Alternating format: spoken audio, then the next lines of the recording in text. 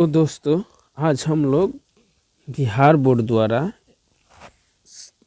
हिंदी का सेट 1 जो Bihar board internet पर सेट चढ़ाया है उसका सीरीज हम लोग चला रहे हैं, जिसके तहत साइंस का 5 सेट, सोशल साइंस का 5 सेट और हिंदी का सेट 1 का पार्ट 1 वीडियो अपलोड कर दिया गया है। उसी के कड़ी में अगला कड़ी में हम लोग आज हिंदी के सेट 1 का देखेंगे। ठीक है, चलते हैं। आज का क्वेश्चन नंबर 1 बोल रहा है, क्वेश्चन नंबर 1 कि the rise and fall of the Hindu women किसकी रचना है? बताइए। तो भीमराव अंबेडकर की। सेन साहब की नई मोटर कार किस रंग की है? सेन साहब की नई मोटर कार किस रंग की है? काले रंग की। अगला क्वेश्चन है कि मैक्स मुलर की दृष्टि में समयावधि, समता और प्रकृति सौंदर्य से परिपूर्ण कौन सा देश है? बताइए। तो अपना देश भारत। भारत से हम क्या सीखे? जो उनकी कृति है ना, उसी का ये है। ठीक है, अगला क्वेश्चन देखते हैं। चौथा नंबर क्वेश्चन, अगला क्वेश्चन है कि मनुष्य में जो घृणा है वह हमेशा घनीभूत सिखाई जा रही है। वह पशुता के घोतक है और अपने को संयुक्त रचना, दूसरों को मनोभावों का आदर करना मनुष्य का स्वार्थ है। यह पंक्ति किस पाठ का है? ठीक है, बताइए। तो और नाखून क्यों बढ़ते हैं? ठीक है, मेंडलीफ किसकी रचना की है? मेंडलीफ बताइए। मेंडलीफ किसकी रचना है? बताइए। मेंडलीफ 5वां का तो गुणाकर मूल्य। अगला है कि देवनागरी लिपि के लेखक गुणाकर मूल्य हैं। तो देवनागरी लिपि में यादव शासकों की लेख किस लिपि में है? यादव शासकों की लेख तो नंदी नगरी। अगला कि लेखक अमरकांत को किस लेखन के लिए साहित्य अकादमी पुरस्कार प्राप्त हो चुका है? बताइए। तो कथा लेखन के लिए। बहादुर कैसा लड़का था? तो बहादुर कैसा लड़का था? हंसमुख और मेहनती लड़का था। ठीक है, जो बहादुर चैप्टर का ही है, जिसके लेखक अमरकांत है। अगला क्वेश्चन बोल रहा है 9 नंबर कि जो महत्व ऐतिहासिक भौतिकवाद के लिए इतिहास का है वहीं आलोचना के लिए साहित्य की परंपरा का। यह पंक्ति किस शीर्षक से ली गई है? बताइए, यह पंक्ति किस शीर्षक से ली गई है? 9 नंबर क्वेश्चन बताइए। तो यह परंपरा का मूल्यांकन से है, क्योंकि इसमें परंपरा शब्द आया है ना।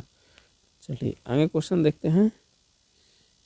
परंपरा का मूल्यांकन से कौन आमलेट कहो खाता था?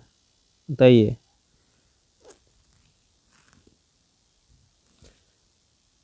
तो बाबूजी। ये मछली चैप्टर का है। ठीक है, मछली चैप्टर का है। अशोक वाजपेयी के पिता का क्या नाम था? अशोक वाजपेयी के पिता का नाम क्या था? तो परमानंद वाजपेयी। देखिए थोड़ा सा कम दिखाई दे रहा है, लेकिन हम पढ़ के बता दे रहे हैं। अगला क्वेश्चन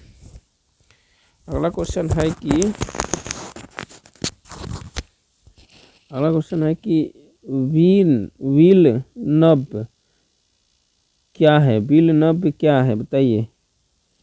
तो फ्रांस के एक छोटा सा गांव है। लेखक को नीले कपड़ों में देखकर कौन नाराज हुई? लेखक को नीले कपड़ों में देखकर कौन नाराज हुई? बताइए। बी क्या है भाई? देख रहे हैं तो दीदी। लेखक को नीले कपड़ा में देखकर कौन नाराज हुई? दीदी। मछली चैप्टर का है। ठीक है, दीदी। बी आंसर होगा, दीदी। लेखक यतीन्द्र मिश्र का जन्म कब हुआ था? यतीन्द्र मिश्र का जन्म कब हुआ था? 1977 में। जीवन के आरंभिक में बिस्मिल्लाह खां को संगीत के प्रति असिंचित कैसे हुई? तो गिरिजा देवी के संगीत में।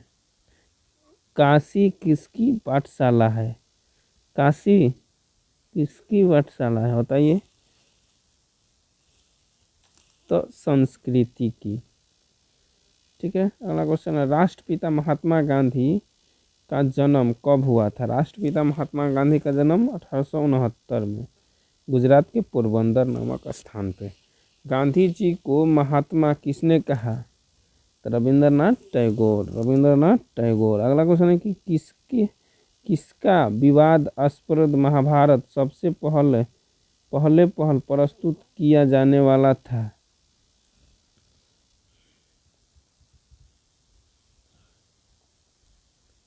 तो पोर्टर बुक का। अगला, बिरजू महाराज सबसे बड़ा एग्जामिनर या जज किसे समझते थे? बिरजू महाराज सबसे बड़ा जज किसको समझते थे बताइए? अपनी अम्मा को यानी मम्मी को। ठीक है, दी का उच्चारण स्थान द बताइए कई इसका दंत। ठीक है, अगला क्वेश्चन देखिए। अगला क्वेश्चन है कि निश्चल शब्द का संधि विच्छेद। निश्चल शब्द का संधि विच्छेद क्या है बताइए? 22 का। तो निश्चल शब्द का संधि विच्छेद निह प्लस छल। अगला क्वेश्चन है कि निम्न में शुद्ध शब्द कौन है? शुद्ध बताना है।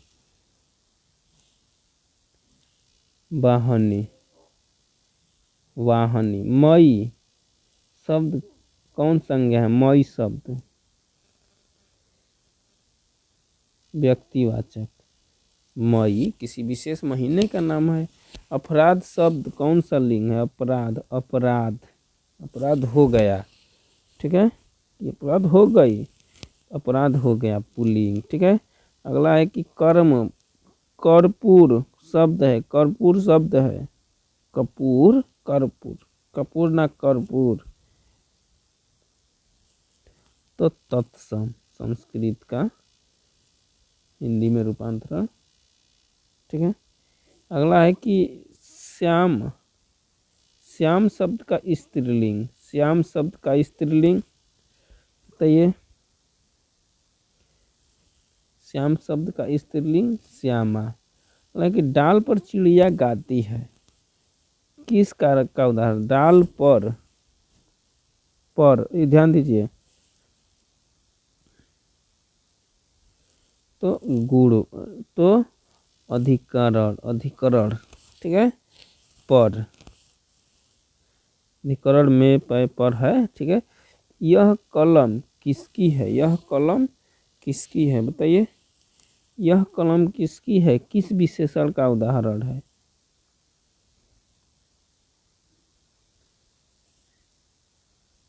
तो सर्वनामिक। किसकी? तो सर्वनामिक। मैंने खाना खा लिया है। ठीक है, किस काल का उदाहरण बताइए? है, लास्ट में है, ध्यान दीजिएगा। तो वर्तमान काल का। लास्ट में अगर था रहता तो भूतकाल का, आगे रहता तो भविष्य काल का। अगला क्वेश्चन है कि पुष्प शब्द है, तो पुष्प क्या है? तत्सम। पुष्प मतलब फूल रहता तो देशज हो जाता, लेकिन पुष्प है तो क्या है? तत्सम है। ऐसे शब्द जो यौगिक होते हैं पर अर्थ के विचार से अपने सामान्य अर्थ को छोड़ किसी परंपरा से विशेष अर्थ परिराज कहलाते हैं। बताइए भाई?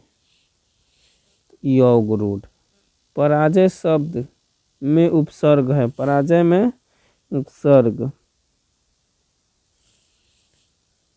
परा। पराजय में उपसर्ग परा। अगला क्वेश्चन है कि त्यागी शब्द में प्रत्यय है, उपसर्ग कहेगा तो पहले, अब प्रत्यय कहेगा तो बाद में जोड़ेंगे। ठीक है, क्या बोल रहा है? त्यागी में कौन सा प्रत्यय है बताइए? ई, त्याग प्लस ई, त्यागी। चाचा शब्द का विशेषण, चाचा शब्द का विशेषण बताइए? तो चचेरा। मूल और शूलपाड़ी, शूलपाड़ी शब्द कौन समास है? शूलपाड़ी तो बहुव्रीहि समास। अगला बोल रहा है कि निम्न में से शुद्ध वाक्य कौन है? शुद्ध वाक्य कौन है बताइए? राम ने पुस्तक खरीदा, बताइए 37।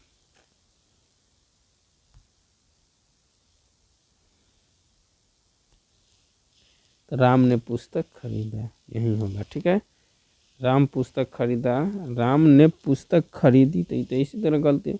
और द्रव्यवाचक संज्ञा का उदाहरण बताइए? द्रव्यवाचक संज्ञा तो दूध, द्रव्यवाचक। ठीक है, उसने अपने भाई का घर खरीदा, किस वाक्य का उदाहरण है? उसने अपने भाई का घर खरीदा, बताइए?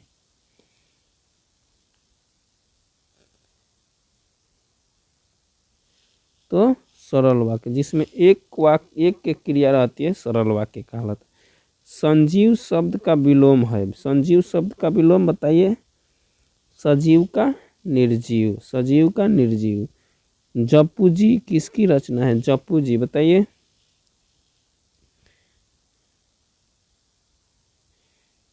तो गुरु नानक का। अगला क्वेश्चन है कि जटा मुकुट तन भस्म लगाई, बसन छोड़ी तन गगन भया, किस कविता की पंक्ति है बताइए? बताइए भाई, आप लोग तो कुछ तो बताइए। यानी राम नाम बिनु बिरथे जग जनुमा। रसखान, अगला क्वेश्चन की रसखान रचित प्रेम वाटिका किस प्रकार की रचना है? प्रेम वाटिका तो प्रेम निपुण संबंधी। अगला क्वेश्चन बोल रहा है, अगला क्वेश्चन देखिए, अगला क्वेश्चन क्या बोल रहा है कि इनमें से कौन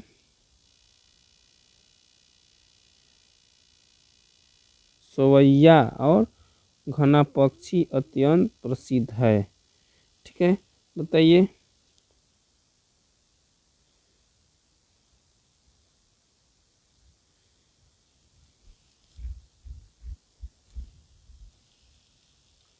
घनानंद। रसिक समाज की स्थापना किसने की? रसिक समाज की स्थापना किसने की? घनानंद। बाड़ी किसकी रचना है? बाड़ी तो बाड़ी सुमित्रा नंदन पंथ की रचना है। बाड़ी किसकी रचना है? सुमित्रा नंदन पंथ की रचना है। अगला क्वेश्चन बोल रहा है कि रामधारी सिंह दिनकर का जन्म कब हुआ था? रामधारी सिंह दिनकर का जन्म बताइए? 47 का। तो 23 सितंबर 1908 को। अपने सामने शीर्षक काव्य किसकी रचना है? कुंवर नारायण। बूढ़ा चौकीदार वृक्ष कहाँ मिलता था? तो घर के दरवाजे पर। एक वृक्ष की हत्या का है। अगला क्वेश्चन देखते हैं कि तुर्की के महाकवि नाजिम हिकमत के कविताओं के अनुवाद वीरेन गढ़वाल ने किस रूप में किया? तो ये किस रूप में किया? तो सिपह पुस्तिका। तो दोस्तों सेट 1 का 50 क्वेश्चन हो गया। तो आगे अगले भाग में देखेंगे। Thank you for watching this video.